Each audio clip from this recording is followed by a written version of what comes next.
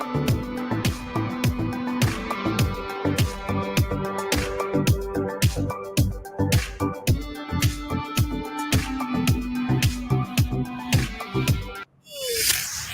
by to launch FanStream Sports. 3, 2, 1. Let's start. Hello, sports fans. Welcome to FanStream Sports. Nothing but pure sports. This is the JP Show. JP, it is so good to hear you back on the air. Stand by. Now, here's JP. Well, a hearty good morning from the Nashville airport today as we're making our way back from Wrigley Field last night, where it was a balmy, feels like temperature of 18 degrees at the bitter end of the ninth inning last night as the Rays dropped another game to the Cubbies, 4-2 the final last night. And it was a night of all nights, to be sure. We will recount this in just a bit. Tons of Rays fans there at Wrigley Field, a very, very empty Wrigley Field, by the way, last night. The local Chicagoans do not go out to the friendly confines when it's 18 degrees outside. I found that out. Only the stupid people from Tampa Bay. Welcome into the show, brought to you by the law offices of Christopher Palermo. As we come to you from Nashville today in the airport.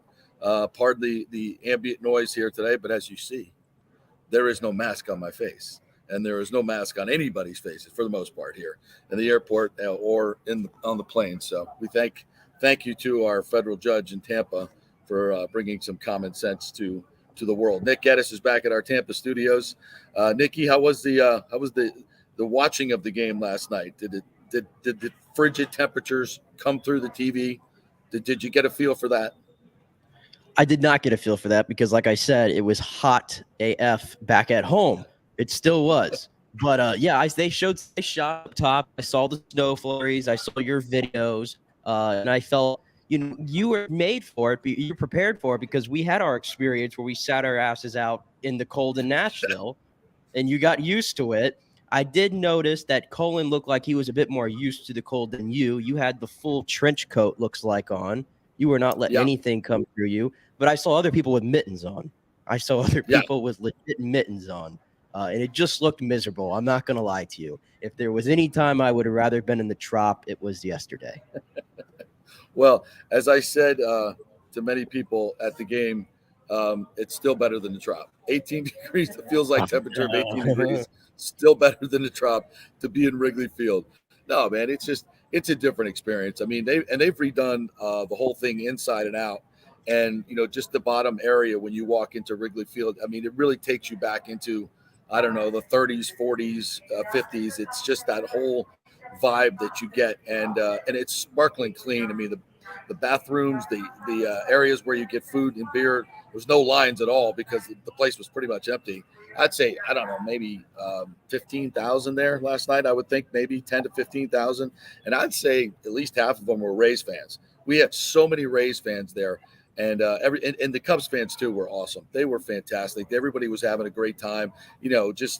Back and forth, good nature ribbing, and I tell you what was so much fun. G-Man Choi really, really interacted with a lot of the fans, and a lot of Rays fans were sitting right behind their dugout, as we were. By the way, $30 tickets for right behind the dugout. There you go. That ticket's going to cost you about $100 in your Tropicana Field to see the Rays and A's. But we were sitting there, and G-Man Choi was throwing the ball over the top, and there was a bunch of us there, and he was trying to drop it in, throwing it into the upper decks, and having so much fun.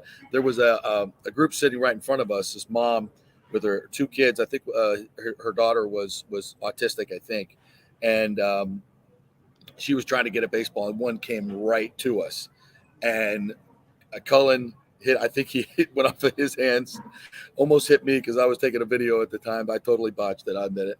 And it went right below her seat. And some dude comes running up, goes under her seat, dives under her seat and her skirt, by the way, and grabs the ball and runs away. Just total douche move. Total douche move. Oh, it was awful.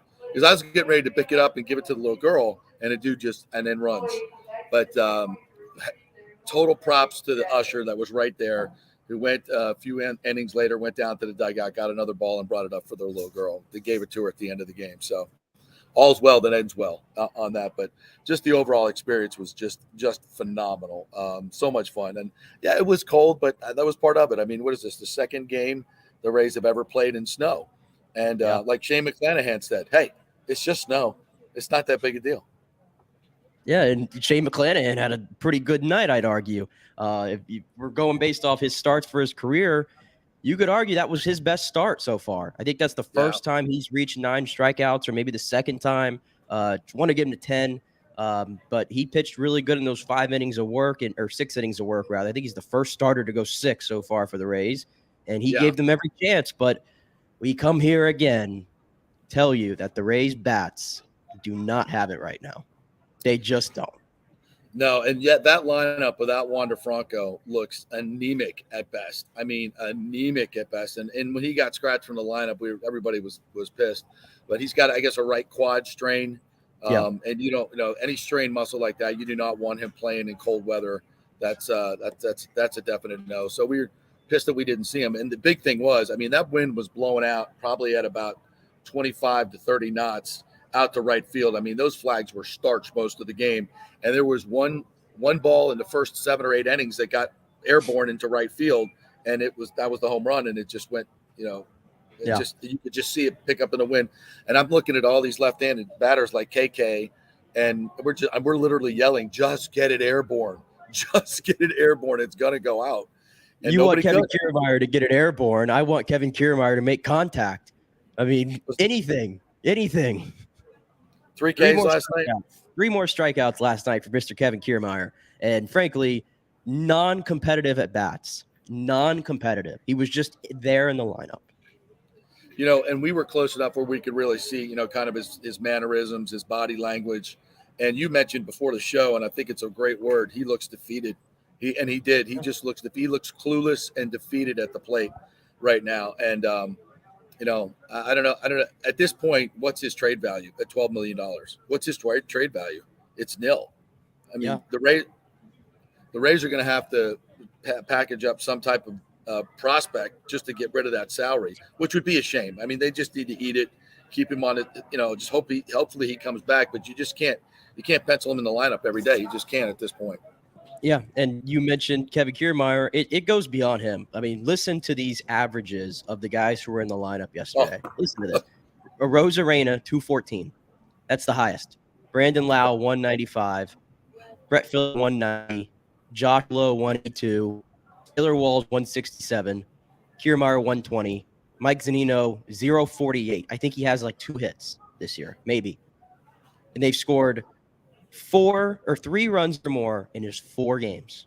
Just 4 games. What did we say from the beginning? Where are the RBIs going to come from?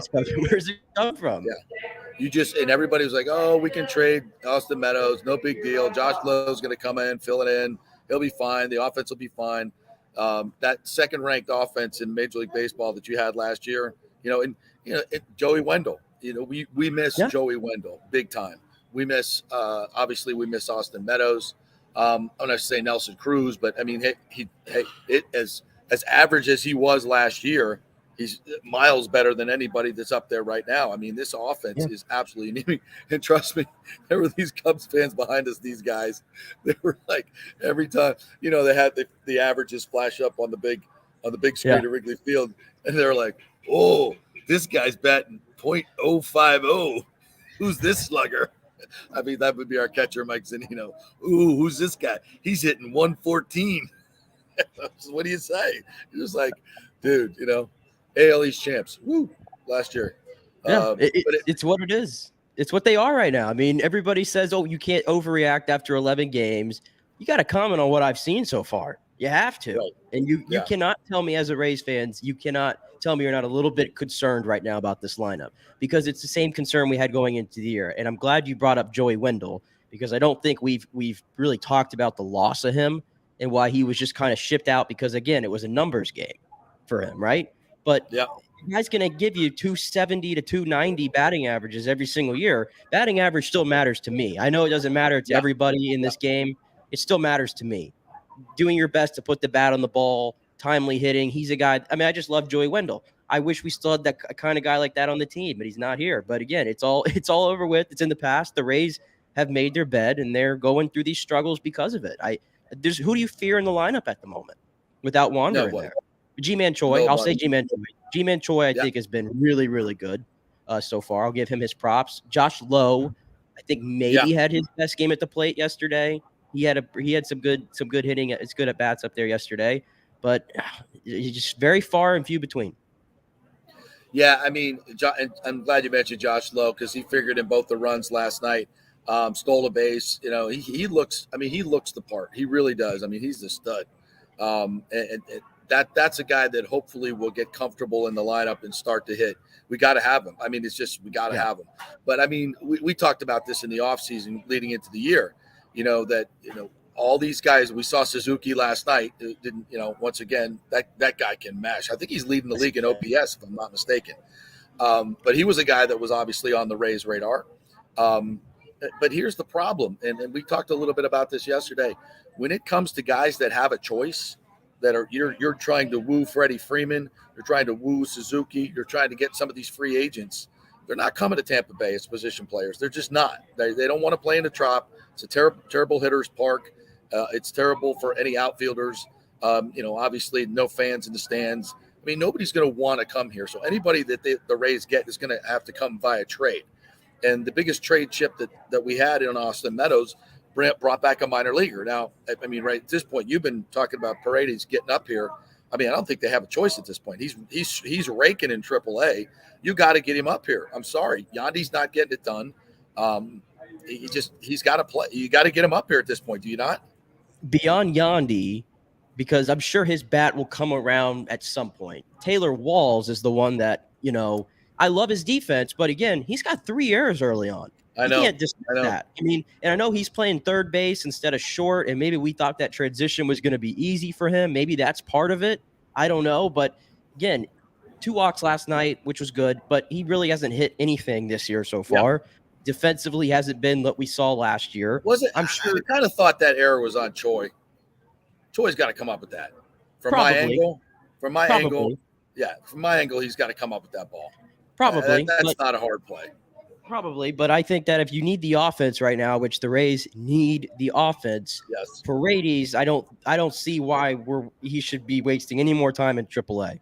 I don't. Yeah. If it comes down to getting him more playing time, if Taylor Walls needs to go to another stint in Durham, because I'm sure he has more options.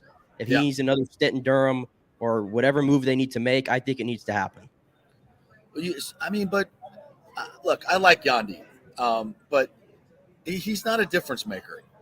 Somebody tweeted at me yesterday that there are 4 players in the league that have not swung and missed all year until Yandy did last night, his first one. I'm like, so what? I know he looked at least 1/3 strike with the bases loaded with the winning run on base. And he's too selective at times for my needs. He's got to be more aggressive at the plate, and he's not. And we hope to turn him into this great power hitter because of the great contact that he makes, but that's not happening. So, I mean, offensively, this team just looks. I don't know where the answers are. I mean, these guys that we're looking at. I mean, it's not like they've a lot of them have put up 300 average and 30 bombs and 100 RBIs in their careers. They haven't.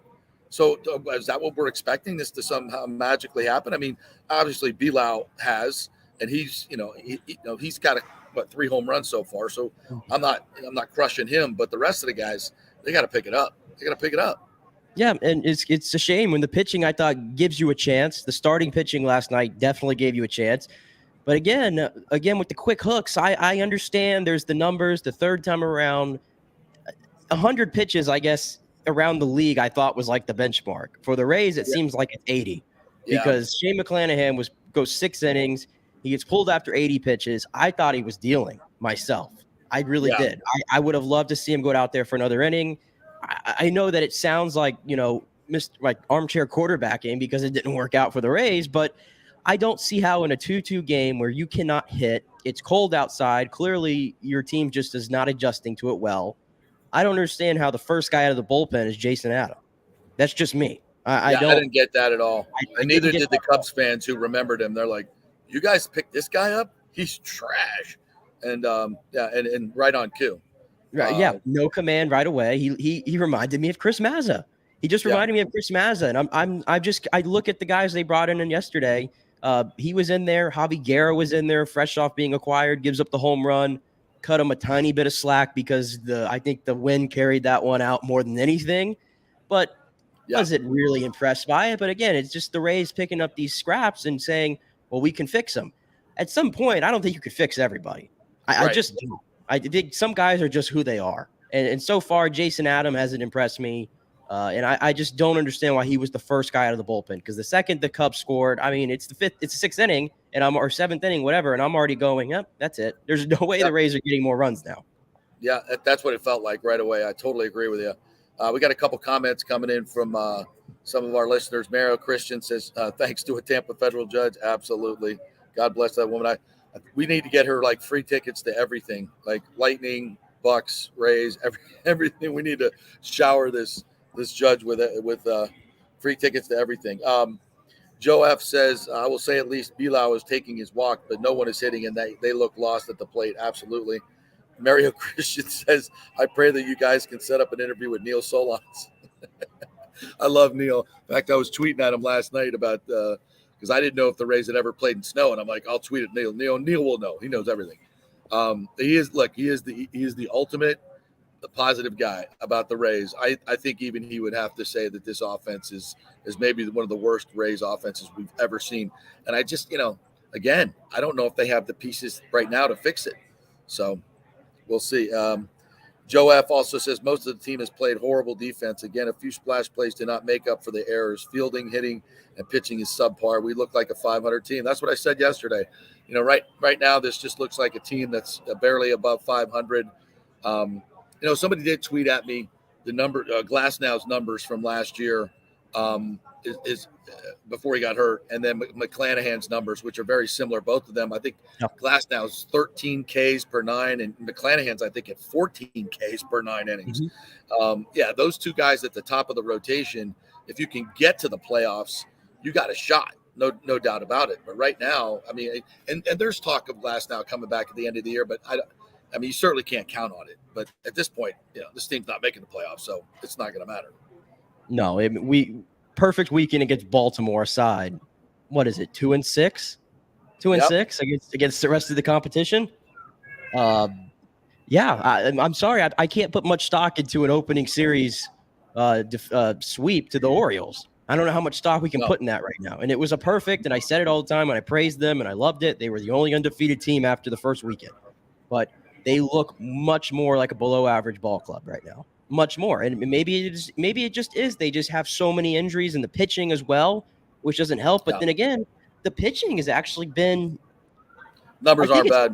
It's not bad. I think it could be better, but it's held together for the most part. It's just if the hitting could just be average, had just been average at this moment, the Rays probably could have gone through this stretch against Oakland and in the Chicago and at least been 500 through that, and we'd be saying something different.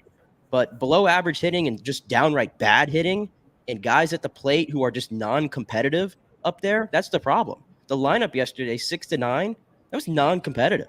That's a non-competitive lineup. Yeah, absolutely. Well, let's you got Kevin Cash queued up. Let's hear what the skipper had to say after last night's debacle. Yeah, let me queue up. All right. Here it is. I didn't get a chance to see the post game, obviously. Here it is.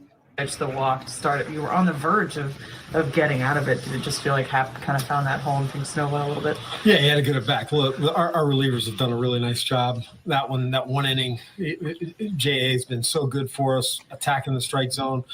The ball just got away from him a couple of times. He hits Suzuki on a 3-2 pitch, obviously not trying to do that. And then walks VR, I believe. Springsy comes in, makes some big pitches to get Frazier out. And Hap put together a good bat. I mean, we can dwell on that inning, and that's fine. But there were many opportunities that we had before that you feel like we could have capitalized to give our pitchers a little bit more room. You mentioned the opportunities. Just what did you see there from the offense? Obviously, a couple big innings, but overall. Yeah, Hendricks just, he mixed his fastball and changeup in. I think we were prepared for that. He just made good pitches when he got behind in the count. It seemed like that changeup brought him right back in. There was just too much swing and miss. And last thing from me, despite the loss, Shane McClanahan, a phenomenal performance, a career high in strikeouts. How impressive was he? He was awesome. I didn't know it was his career high, but Mac is doing some special things here through 3 starts right now. Like that we got him out to 6 innings. We're probably another starter 2 away from sending him back out there again and adding more pitches, but he gave us every opportunity. Was it the ups? You didn't want to go to a 7th up because he was on pitches from last time. Right. Yeah, just basically, you send him back out there. He probably is not getting through the inning. He might have, but in the ups and that it's 30 degrees. You did notice that. It's up to Wander. Is he likely to need his time? Or? There's no real update. He feels good. I would anticipate him being in the lineup tomorrow, but until I talk to him and check with him tomorrow morning, I won't know. Is there going to be imaging or follow-ups or anything tomorrow? Oh, no. All we knew was he was scratched an hour before game time. So, okay, it's not the severity of eating an MRI. No, he was ready to hit there if we got one guy on. Then, just what was the thought process on Springs? They were obviously a very right-handed lineup anyway. Well, it had Hayward coming up, and then they had Happ turn him over. Yeah. So, and look, I've got all the confidence in the world against Springs facing righties. He kind of equalizes them a little bit with his changeup and the carry that he creates on his fastball. The opportunities for the offense stand out kind of when they brought in Thompson, Randy first. That guy did a really nice job for them. Really nice. Yeah, the first and third, 1 pitch, double play ball. That's what you'd like to see relievers do. But when you're on the other side of that, ideally we try to avoid that. But, you can't argue with Randy being aggressive, and he knows the guy's on third base. He just looked like a kind of a cutter down the middle that maybe he was trying to shoot the other way, but he shot it right to first. Like Shane was getting the ball right where he wanted to all night long. Yeah, he was really good. Really good. Got to be very happy with the way Mac's throwing all season long. Yeah, McClanahan has just been lights out, and he's getting no luck. That ball last night that Patrick Wisdom hit, holy shiz. That was a bomb. That was a missile. He uppercutted that ball, and it went almost as high as it went far. That was a blast. Guy made a nice play, too, out there in left field with the gloves. Saw a lot of that last night. The fans were in rare form last night, no doubt. So, anyway, Rays and Cubs back at it tonight, I believe, right? It's another night game there. Yeah. Pitching. My son's going to be going back Wednesday. Wednesday, huh? Yeah, he'll be going back Wednesday, sitting in the bleachers for $9. So hopefully it'll warm up for him. Hey, Scott Reynolds is coming up at 10:30. So Nick will have that interview for you as I depart here with my maskless face onto the Southwest flight. But I wanted to hit a couple other topics. Amaris Mims, I think is his name, from Georgia, big offensive tackle, visited Florida State, 5-star offensive tackle, visited Florida State last week and decided to go back to Georgia.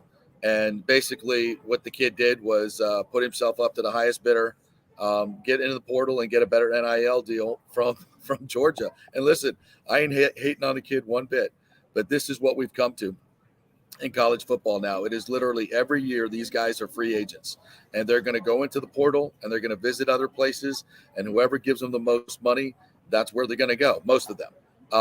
You can't hate on it. You can't. This is the fault of the administrators. We've talked about this for years, for decades. I've been talking about this, that they had to make sensible changes, do it on their own timeline, control it, and they didn't. They were too greedy. They wouldn't pay the players anything, and exactly happened what I said was going to happen. The legislatures were going to take over. Government's going to do it for them. The players were going to unionize, whatever it was going to be. But this is now what we've got is the worst case scenario. It's literally the wild, wild west. Anybody can get it, go into the portal and go to the highest bidder. It's a disaster for college football. It's a disaster for college basketball. I don't know where it ends, to be quite honest. He is the first of many. He will be the Kurt Flood of college players who now will just go into the portal every year and just in search of more NIL money. It's crazy, but this is what you get. Yeah, it is what it is. But from FSU's standpoint, it just makes it feel like you're getting played. That's the way I look at it. Like the whole pomp and circumstance that FSU welcomed him in. There were reports from credible sites who cover recruiting that this was like basically a done deal. It was going to happen. and then just the rug gets pulled from underneath them last minute. And that's happened too much. And I looked at it yesterday from FSU's point of view. Explain to me how this has been a good offseason for FSU. Someone needs to explain. I know that they've added a nice little transfer portal class. The recruiting class was better, but they can't close on top guys. Yep. We have to just acknowledge that. No. Regardless of what's going on with NIL. When you get a guy like that in your building, the old FSU that I knew and that you knew, closed. You close. Yeah, I don't want to put that on Norvell, but you got to at this point. I mean, you've got to. But these are interesting circumstances, though. Let's at least acknowledge that. The Travis Hunter deal with Dion, I still believe there was a large amount of money that was attached to that NIL money. I'm going to believe that and that's fine. I don't care. But they, that guy was signed, sealed, and delivered for 2 solid years, and everybody came at him. Alabama, Georgia, Saban, Kerr. Everybody came at this kid, and nobody could get him. But at the last moment, Deion Sanders flipped them to Jackson State. How the hell does that happen? I mean, again, I don't want to put that on Norvell, but because these are extenuating circumstances. And then this particular thing, I just think it's just the way it's going to happen. But no, I think you're right. You got it. You got to wear that one if you're Florida State. You got to wear them. You got to wear them all. They've had you could say at least they're in it on these guys. These are the best players in the game. At least they're in it. For the last 4 or 5 years, they haven't been in on these guys. So I guess that's progress. But at some point, you got to land them, bring them in, and they got to start for you. So, look, the proof's going to be in the pudding. They got to go to LSU early in the season in New Orleans, and we'll see. It's just we'll see. They've improved their talent. They've got more transfers coming in, but yeah, it's a bad sign, and it's not just bad for Florida State. It's bad for college football. We're going to see a lot of this, so no good. Also, the Lightning tonight taking on the Red Wings as they've clinched now, and nice. I think it was Maria Farella wrote the article I think today in the Times about Nick Paul with Kucherov and Braden Point and how that's working out really well, and so we've kind of seen this, and this is what we've been talking about for the past month or so. This team's hockey, its best hockey, is still very much ahead of it. As these two players, Hagel and Paul, fit in, as they get more focused, as they get closer to the playoffs where these games mean something, you can see their fire starting to light already. Hopefully that will continue tonight against the Red Wings, and they're not looking ahead to Thursday's game against Toronto, which is going to be a barn burner. But they got to focus in tonight and get this dub against the Red Wings. Yeah, and I want to see maybe Brian Elliott gets back in there tonight to give Vasi one more game off before Toronto to get focused. And in that case, I think it would end up being 4 or 5 days off for him. Yeah, that's a lot for Vasi. It's a lot for Vasi. I don't think Vasi's going to play tonight and Thursday, and you want him on Thursday. So we might see Elliott again tonight. Moose. People were tweeting out last game. Why are they booing Elliott? Oh my goodness! Those Bucks were redirected. Like, no, that's Moose. That's Moose. We're still doing this when we go to hockey games. It's like when you're watching a hockey game with somebody who doesn't watch hockey, and they walk in the room, and like maybe Cooch just scored or something, and you hear people do the Cooch thing, and people are like, "Why are they booing him?" Those are the people that I don't like to be around. Why are they booing him? You got no tolerance for those people. No, I don't. Right. Well, listen, I'm gonna sign off here from the Nashville airport. Nick's gonna take it the rest of the way. Only an hour show today. We'll be back tomorrow with a full 2 hours, full report from Emily and from tonight's festivities. And of course, hopefully the Rays will hopefully get it back tonight and score some runs. But it's gonna be cold again, so I doubt it. Yeah, safe travels. And if you haven't put that video out on social media of you hitting in the cage, I have not. Because you were definitely lying. I hit everyone on the barrel. I didn't see any barrel. I saw a couple barrels, but I saw some rollovers to short, round out, move on. That's what I saw. Most of the ones I got on the barrel, Cullen didn't get on video. So, I'm blaming it on him. Sure. I'm blaming it on him. And you came out with a few injuries too. I pulled a quad and a hammy on 8 swings. It was cold, man. It was cold in Sluggers. All right. I'll see you guys back tomorrow. Nick's going to take it the rest of the way. All right. Sounds good. Safe travels. All right. So Yeah, you're stuck with me for the last 30 minutes of this show. Like JP said, just 30 minutes left today as we're just doing an hour, but we'll be back tomorrow with a full show as I get his name off the screen here and go to my solo box. There we go. So Scott Reynolds from Pewter Report is going to join us as we talk NFL draft, new comments from Tom Brady, and whatever in between. So stick with us and we'll have that coming up for you shortly.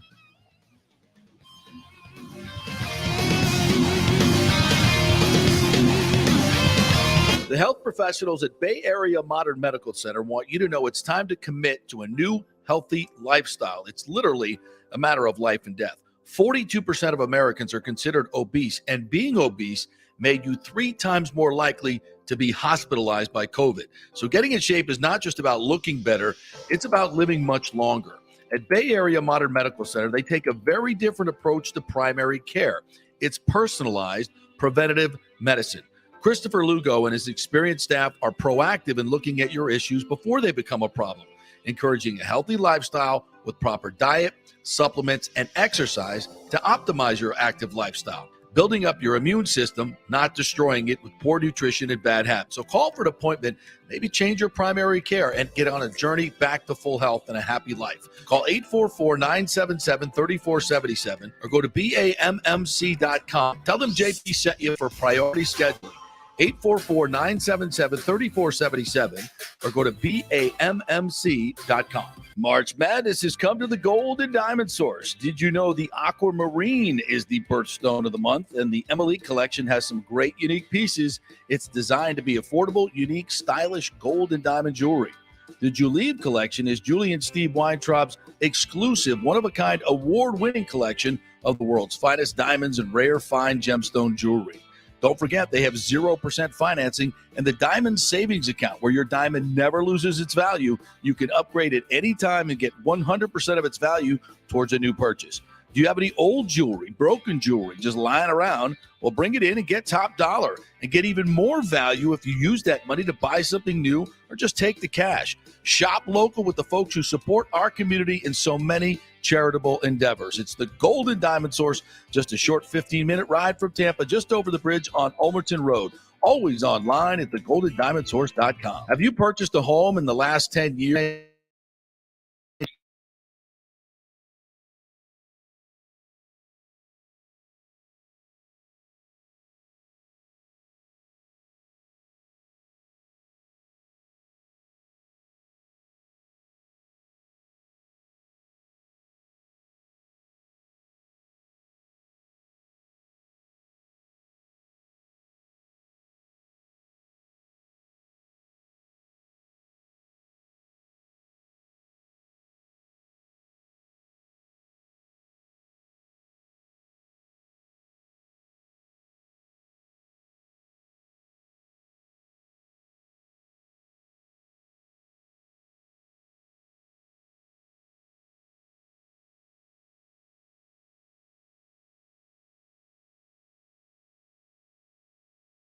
Fees like the big boys do. You will also shop your loan around to dozens of lenders and get the best rates and terms. Let them compete for your business. The big banks charge huge lending fees. Customer service is simply a number with endless wait times. Scott is local and will personally take your call. Here's his cell phone number. Tell him JP said you could call. 813-294-7595. Scott's done over 3,000 loans, including many coaches and athletes. He will answer your calls and concerns and give you workable strategies to be smart with your money. Reduce your payments. It's not just what you make, it's what you keep. 813-294-7595 or email him at scott@amstampa.com. Coming back at you. Now, more with JP on FanStream Sports. It's only just begun. All right, welcome back to the JP Peterson Show. Nick Geddes going solo here for the last portion of today's show with JP on the road, but he'll be back tomorrow with a full 2-hour show. Once again, the JP Peterson Show is brought to you by the law offices of Christopher Palomo, and we're joined right now by Scott Reynolds from Pewter Report. Scott, how you doing today? Good, Nick. How are you? I'm doing well, We're getting closer to the NFL draft. It feels like it's creeping on us here, and we're almost a week out. But I'll start real quick since this just came out today. I'm sure you saw those comments from Tom Brady that I believe he told ESPN. I saw them and I didn't think there was much there, but if there's something you wanted to say about him or decipher from him, what do you think about what Tom Brady said of kind of why he came back? I feel like we've heard it before, right? Yeah, I think so. I mean, it's really kind of generic, some general comments and quotes. He's not going to get into his personal decision-making process. He's a private guy in that respect. But I think it's important. It's really the first time he's kind of spoken out about coming back in a major media setting. So that was noteworthy, but I think he's ready to move on. Kind of like his former coach, Bill Belichick, was famous for saying, we're on to Cincinnati. I think we're on to the OTAs. Yeah, and I feel the same way as a fan and covering the team. I'm ready to move on from the offseason drama. And with the NFL draft coming up, I feel like there's so many other things to get to. And with the draft coming up, it feels like right now, Zion Johnson, Devontae Wyatt, Lewis Cine, those feel like the three guys that if I were the Bucs, I'd be all over those guys. So how would you rank 1 to 3 of importance who the Bucs of those three would go after? Well, that's interesting, right? Because you're talking about like player evaluation specifically, and that kind of contrasts differently with their team needs. Because right now, I think the Buccaneers, they have to be realistic and understand that Ndamukong Suh is not re-signed. Steve McClendon is not re-signed. The team hopes and is planning on having both of those guys back. The same can be said at tight end with Rob Gronkowski, right? But when you look at the tight end room, there's only 2 on the roster right now. That's Cam Brate, who will be 31 in July, and he's getting less effective as he ages, and Cody McElroy, a practice squad type. Yeah. So really, defensive tackle and tight end are the biggest needs. There's not really a tight end that carries a first-round grade. And I think Jay Slye has to enter this draft assuming that, even though Rob Gronkowski probably comes back and Sue probably comes back, the reality is those guys can change their minds. So you have to operate under the premise that you need a defensive tackle, you need a tight end. And so I think that would lend it, out of those 3 players, Devontae Wyatt from Georgia fits the need better. My concern is, despite all the athleticism, the 4.77 speed at the 40-yard dash in Indy and the athletic testing, he's got enough size for 3.07. But where's the production? Right? You're drafting a first-round player here, although it's later in the first round. You still want an impact player. And with 5 career sacks, 5, including 2.5 last year, are you drafting a quick, undersized athlete, or are you drafting a football player that can get to the quarterback? And now, if he had more than 5 sacks, Devontae Wyatt wouldn't even be in the conversation at 27, right, Nick? Because if he was a guy that got 8 sacks last year and had 15 or 17 in his college career, we're probably talking about a top 12 player. Yeah. So it kind of works in the Buccaneers' advantage, but you're kind of drafting potential rather than production when it comes to Devontae Wyatt. The wild card I would throw in there is Arkansas wide receiver Treylon Burks, who is a bit of a freak at 6'3", 225, can play in the slot, can play outside. He's just Chris Godwin, the ideal slot receiver for the Bucs, and Mike Evans, a big 6'5", 225-pound receiver in a blender. You would get Treylon Burks. And we saw this team, we thought we had enough wide receivers last year for the Buccaneers, only have Mike Evans in the playoffs because Antonio Brown went ball. Chris Godwin is on injured reserve. Rashard Perriman and Cyril Grayson were out with hamstring injuries. They just didn't have enough wide receivers, even though they've added Russell Gage to replace Antonio Brown. You really need 4 starting caliber wide receivers in this wide receiver driven offense. So I would throw him in there, the mix. I think Wyatt fits the need. Burks would be the toy, your favorite toy that you would get on Christmas if he's still there at 27. And then the other guy you mentioned, Lewis Cine. Listen, Todd Bowles is a former safety himself. Even though they signed Keanu O'Neal to replace Jordan Whitehead, it's a 1-year deal. And having another player like Lewis Cine in the mix would certainly be a player that could come in and be the long-term answer there. And keep in mind, too, Mike Evans is also in a contract here. Yeah, I brought that point up to JP yesterday because I listened to you and John maybe on last week's podcast, the week before, and you kind of made the case for Treylon Burks. And I believe you said, maybe not for now, but in a few years when Mike Evans is a little older and you have to have those decisions if you're going to bring him back once he's in his 30s, maybe Treylon Burks is coming to his own there. And that's a guy you can have a nice little carryover. So I could definitely see that. I think like in times like this where maybe the Bucs, you go best player available, you can never have enough cornerbacks, right? You can never have enough depth in the trenches. And I think that's why I was big on Lewis Cine, because Logan Ryan, I think he's obviously older. Maybe he plays slot, and then you still have a guy that you could put next to Antoine Winfield, and Mike Edwards can be like your specialty guy, Yeah, you're exactly right. And let's not forget, Cine is coming off an MVP performance. Yeah. He was the MVP of the national championship game. And with freaky speed, 4.38 for a safety, that's pretty damn good. 6'2", about 200 pounds, hard hitter. And the sky's the limit for this guy. He can play around the line of scrimmage. He can play deep with that speed. Todd Bowles likes to rotate his safeties. That's why you see Antoine Winfield deep playing single high safety on one play, and the next play he rotates down into the box, and it's Jordan Whitehead back there playing safety deep. So I think Cine is a great scheme fit. I think that's right around where his grade would fall, around number 27. Mm-hmm. And again, Todd Bowles' first draft pick as a head coach here in Tampa, he played safety. He knows the importance of the safety position, and not just Todd Bowles. Jason Light has spent 2 second-round picks on safeties. In Winfield, the Pro Bowler from 2020. Before that, it was Justin Evans, before his career was derailed with injuries. In 2017, they also spent a 3rd-round pick in Mike Edwards back in 2019. So we've seen Jason Light really value the safety position just as much as Bowles does.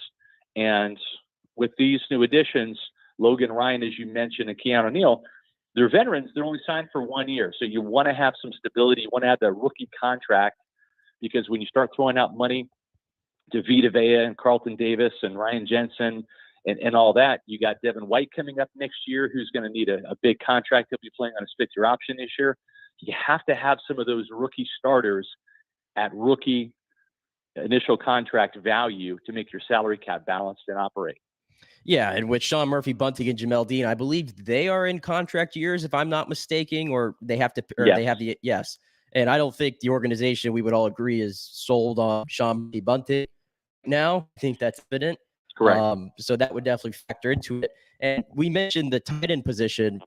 I don't want to say there's a consensus tight end like that we know can come in day one and is going to be, we're going to just say, okay, he's going to be a Pro Bowler. I don't know if that's there, but it feels like everybody's settling on Trey McBride. I did see John Ledger did his tight end evaluations, and he might be the first one that I've saw go another way, and he had Greg Dulcich out there. So from your end of point, I don't know how often you've looked at the tight ends, but is there anybody besides Trey McBride that the Bucs could be looking at? Yeah, I think Jeremy Ruckert from Ohio State is a Buck tight end. Mm-hmm. I think that's a player. They've had some real interest in Jelani Woods from Virginia. And I think those are probably the 3 guys most on the Bucs radar. And they brought McBride in for a top 30 visit. They interviewed him at the combine. He might be there at number 60 in the 2nd round. That's probably about where he should go. Maybe he gets, drafted around 50. But you're right. This is a draft that does not have a consensus number 1 tight end. It does not have a consensus 1st-round tight end. And that's okay, because the Buccaneers, again, probably having Rob Gronkowski back this year. Mm-hmm. And this wide receiver-driven offense can use a tight end. We've seen Rob Gronkowski flourish in it. But you go back to 2019, and, O.J. Howard, Cam Brate, they were not featured nearly as much as Chris Godwin was, as Mike Evans was in that season, first year under Bruce Arians. The tight end can be useful, but it's not a necessary role player. Well, I should say it's more of a role player. It's not a necessary star in this offense. In other words, if Byron Leftwich has a really good one to use, he'll use him. If this is the last year of Rob Gronkowski and the Buccaneers miss out on a McBride, they miss out on a Dulcich, they have to settle for maybe a 2nd-tier tight end in the draft, maybe in the 4th round. that is another version of Cam Brate, then that position is just going to be de-emphasized in the passing game. And that, again, is maybe another reason why you need to invest another draft pick in a wide receiver so you can have more targets at the receiver position to get the ball to. Yeah, I'm with you 100%. I don't think the tight end – I don't think you need a tight end in the NFL really, truly to compete. I don't think it's one of the – it's not at the top of my position list by any means. I don't think anybody would put that there. And a receiver, I mean, you go into the playoffs last year with all the injuries. I don't think this organization wants to see Jalen Darden and Tyler Johnson and some of these other guys in there. I just don't think that, and we don't want to see that either because we saw what happened. Hey, it's real simple. In the 3 years that Bruce Arians has been here, in 2019, they had a chance to go maybe 10 wins, but certainly finished 9-7 down the stretch. Instead, they lost both games, finishing 7-9. The big reason, Mike Evans, Chris Godwin, Scotty Miller, all three of those guys were on injured reserve with hamstrings. In 2020, all the receivers were healthy. They won a Super Bowl. Last year, Chris Godwin, Rashard Perryman, Antonio Brown, gone, and Cyril Grayson. Those guys were out, not in the lineup. And again, it was Mike Evans and Tyler Johnson who also got hurt in the Rams game.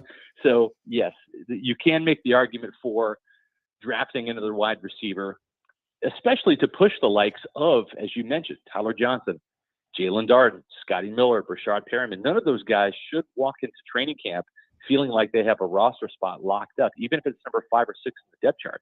I'm all in favor of competition and bringing somebody in to push those guys, up the roster spot, up the depth chart, or push them off of it. Yeah, I totally agree. Good stuff, Scott. Before you go, to everybody, I think you get your great content over there at Pewter Report. Obviously, I know a lot of stuff probably coming out with the draft next week. Oh, yeah. We got Jason Light's press conference coming up at 1:00 today. Yes. Pewter Report will be there. We'll have all the analysis. You can hear my thoughts and Matt Matera's thoughts live today at 4:00 on our streaming Pewter Report podcast on our YouTube channel. That's Pewter Report TV. We do podcasts live every day, Monday, Tuesday, Wednesday, and Thursday in the off season at 4:00 p.m. Eastern time. If you miss the live show, that's fine. We have a podcast version of it. You can watch it at your leisure. Again, that's Pewter Report TV on YouTube. You can follow us on social media at Pewter Report on Facebook, Twitter, and Instagram. And then also, you can, of course, get all the content you need when it comes to the Bucs draft at pewterreport.com. The best in the business is part of my weekly reading and listening. So, Scott, we'll catch up with you next Tuesday. You have a great day. You too, Nick. Appreciate it. Thank you. Thanks. Pewter Report's Scott Reynolds there. They truly are the best in the business when it comes to Bucs. And I thought he said a lot of great things there, especially when it comes to the receiver position, which I'll touch on now real quick. I feel like receivers, maybe even 5 years ago, 10 years ago, obviously before that, it wasn't a necessity. I don't think it wasn't as emphasized. Now you look at the contracts guys are giving out. Christian Kirk is a marginal, I wouldn't say marginal. He's a good receiver. Not great. And he was given $21 million, and the market has shot up. Tyreek Hill making $30 million a year. Devontae Adams at 28, Stephon Diggs 24. That's where the league is. And if you don't have receivers in this modern game, you've got no shot. And we saw that in the playoffs that we've talked about so much, that when you go into there with so many injuries and you were forced to play the Tyler Johnsons of the world and some of those other guys, it's just not going to work out. It's not going to work out. So I don't know if I would take a receiver round 1. I don't know if I'd go there, but in the second round, third round, I wouldn't wait till the 4th and beyond, because the Bucs don't have any mid-round picks or 5th or 6th round picks as it looks. But in the second or third round, if there's a receiver there, I think it's a deep enough class. I think you have to consider it, and over the tight end for sure. I don't think there's any point in reaching for a tight end just because. I think Gronk eventually will come back here. I think it's obvious what he's doing. He just doesn't want to show up right now to these pre-workouts, and he's doing Gronk, and that's fine. That's all it needs to be. So we'll take our final break, and when we come back, we'll kind of wrap up what we saw last night with the Rays and look ahead to the Lightning.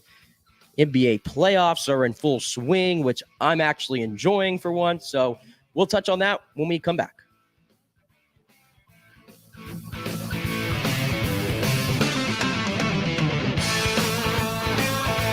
The health professionals at Bay Area Modern Medical Center want you to know it's time to commit to a new healthy lifestyle. It's literally a matter of life and death. 42% of Americans are considered obese, and being obese made you 3 times more likely to be hospitalized by COVID. So getting in shape is not just about looking better, it's about living much longer.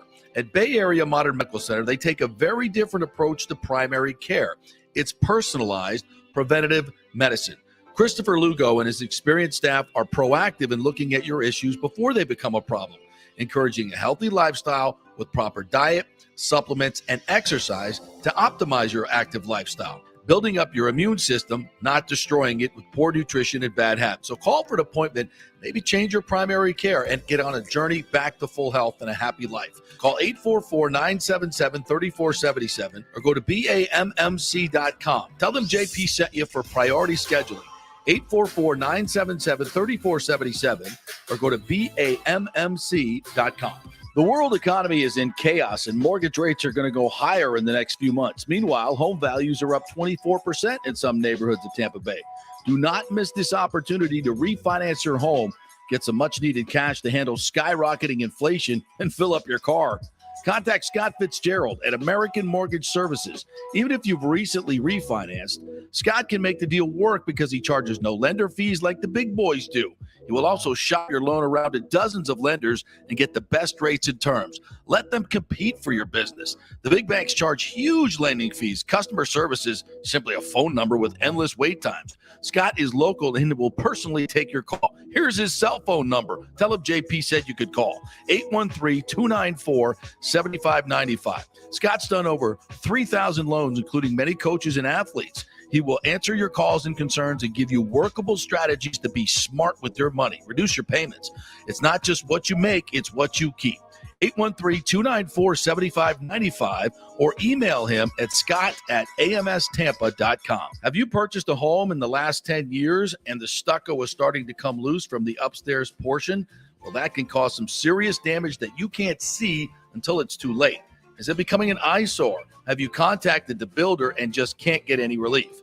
That's very common here in Florida. So call the law offices of Christopher Palermo. They can help you. Call 813-221-5636. That's 813-221-5636. He's recovered millions for his clients. The law offices of Christopher Palermo at PalermoPA.com. Italiano Insurance has been serving and working in our community for over 60 years, and it's not just about insuring all the pieces of your life.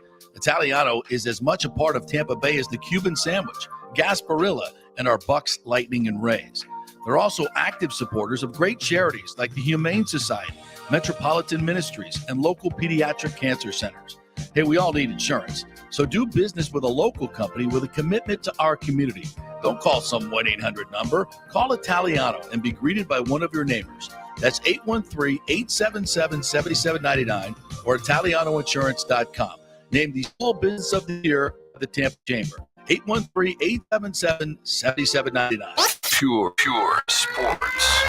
JP is back on. Welcome back. And Stream Sports. All right, welcome back to the JP Peterson Show, brought to you by the law offices of Chris Palermo. As we said earlier in the show, Nick Eddy's rolling solo here to close us out. Just an hour today, so just about 5 to 7 minutes here on this Tuesday. JP joined us for the first 30 minutes today's show, so if you missed that, we'll have it up shortly after. But I am wrapping up here. JP is about to take off from Nashville. He was at the Cubs and Rays game last night. Plenty of stuff on the show Instagram and on his Twitter and our show Twitter from that, so be sure to check that out. He gave us a full report. And the Rays in Chicago last night, obviously we touched on in that first segment, a 4-2 loss. The bats were very, very quiet. It was a chilly night. It was actually snowing, if we're not mistaken, just the second game that the Rays have ever played in snow, which is crazy to think about. And also, I can't wrap my head around the fact that it's April 19th and we still have snow in the Midwest, but that's the country. But yesterday it was very hot here in Tampa, but I'm enjoying it. I'd rather have that than the snow any day of the week. But the Rays are back at it tonight in Chicago. Drew Rasmussen on the mound, and he'll be taking on Marcus Stroman for the Cubs on the mound for them. So that's a pretty good pitching matchup for this one, and the Rays need a win. The Rays need to win. That's the obvious, but they need something to go their way. And it looked like Sunday against the White Sox, it was more of a performance that we're accustomed to seeing from the Rays with the timely hits and good starting pitching and or good bullpen day, rather. But yesterday was another step back. And listen, it's only 11 games in. You don't want to write the ship off completely through 11 games. You should never do that. But you have to comment on what you see. You have to comment on what you see. We've had concerns about this team heading into the season. I still picked them to win the division despite, but so far I think the worst case scenarios you've seen have started. But if you want to be optimistic about it, which most of the time I tried to be, the Rays last year started 13-14. April is notoriously a slow month for them. And once it gets to May in the summer, that's when they usually start to branch out a little bit and get some separation in the AL East. Nobody in the AL East is really blowing away with it right now. I think Toronto is at the top, but New York, I think they've scored the least amount of runs they've ever scored in their entire history through 10 games. The Red Sox, yesterday they had another bad game against the Twins, another loss they haven't been able to figure out, and the Orioles are the Orioles. So the Rays just need to start picking up some wins. They need to do that. It starts tonight against Chicago, so we'll be staying with that. The Lightning back in action against Detroit after that game against Winnipeg, which I thought the Lightning was their best game, maybe. I know they gave up 4 goals, but I thought that was the best game they've played in maybe a month outside of the Buffalo game. It was that good. It really was that good. And Nick Paul playing with Kucherov and Braden Point, that line is humming right now. It really is. And Nick Paul has been a great addition. Brandon Hagel still waiting for him to get going a little bit, but Nick Paul has been a great pickup.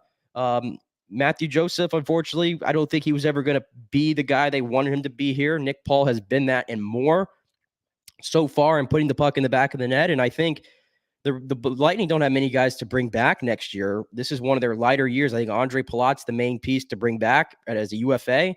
Maybe you even say, Nick Paul, you want to come back here and get him for a cheaper deal. I think that's probably possible. So Lightning tonight against Detroit, the Rays.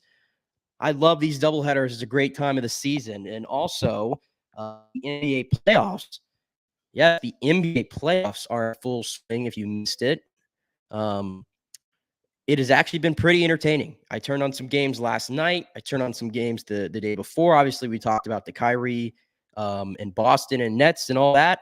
So that's been highly entertaining. Tonight, the lineup Hawks and Heat at 7:30, Timberwolves, Grizzly at 8:30, and then Pelicans and Suns at 10 o'clock. And just a quick go through last night's game, 76ers beat up on the Raptors. The Raptors they don't have a chance in this series. There's no doubt about that. And Joel Embiid, he may be the best player in the league right now. He might be the best player in the league. If I'm passing out MVP votes, I think I have to give it to him. If you haven't seen it yet, you got to go watch the turnaround 3-point shot from the corner that he made yesterday. That's a guy that's locked in. So the 76ers are definitely going to be a team to beat there in the East. And how about the Mavericks last night? Without Luka Doncic in the lineup, where is the scoring going to come from? Jalen Brunson. That's who. 41 points. 41 points for Jalen Brunson on 15 of 25 shooting, 6 of 10 from 3. Just a great performance for him. And even Maxi Kleber coming off the bench with 25. That's what the Mavericks need. If they get Luka back for game 3, this is a series. And then, of course, the Warriors and Nuggets. I expected more out of the Nuggets in this series. I'm not going to lie to you, but Nikola Jokic gets ejected. He's unable to keep his composure there in that moment, and that sunk the Nuggets completely. The Warriors look like a well-oiled machine. They look like a well-oiled machine. I said it yesterday to JP. I think that's the favorite right now in the West. I know the Suns have been really good, and I'm pulling for Chris Paul, but the Warriors have added another big 3 to the table, and it's Jordan Poole. It's Jordan Poole, who last night, 29 points, 10 of 16 shooting, 5 of 10 from 3. Just an outstanding player. I think he got snubbed from the most improved award nomination. He didn't get it. I think he should have. That was a fail by the NBA, because without him, I don't think Golden State's nearly as good as they are. And of course, Steph Curry in just 23 minutes last night off the bench, 34 points. Just outrageous stuff. So the NBA playoffs have actually been really entertaining. I'm looking forward to turning that on tonight. Maybe the late game. Be watching Rays and Lightning definitely around 7, but we'll tune into that Pelicans and Sun games. All right, we're going to wrap up now. And just like I said, an hour today. JP will be back tomorrow. We'll have a full 2 hours of Rays coverage and Lightning coverage and Bucks coverage and everything else, wacky, whatever we're going to bring to you tomorrow, and guests as well. A big thanks to Pewter Report's Scott Reynolds for joining us, as she usually does on a Tuesday. A great discussion about the NFL draft, which is coming up next week. If you missed that, that'll be posted later today. Have a good day. Go Rays and go Bolts.